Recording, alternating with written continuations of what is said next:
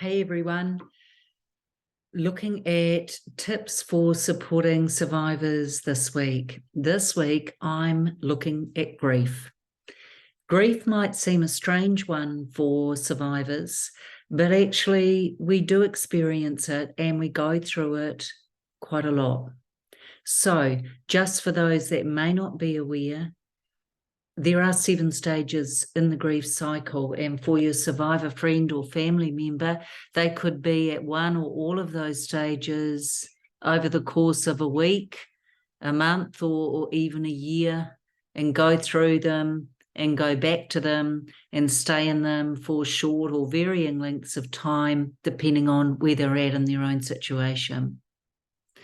So just so you're aware of what they are, the 7 stages loosely are denial, anger, bargaining, depression, upward turn, reconstruction, and acceptance.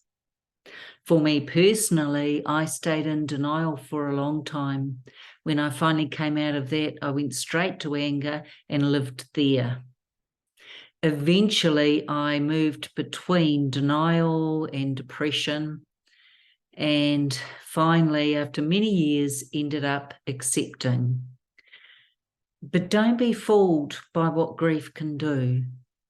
Grief is usually found where there is loss, and for survivors, we've lost something. It's not just simply what happened to us physically, we've actually lost trust. And what that means is it's very hard to find that again.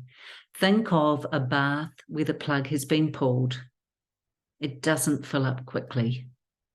So thinking about the survivor and their stage of grief, just notice the languaging, noticing the stage they may be in.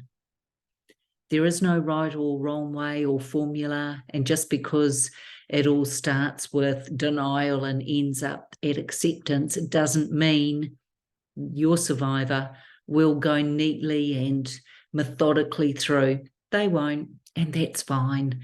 It is what it is. But just be aware there are 7 stages.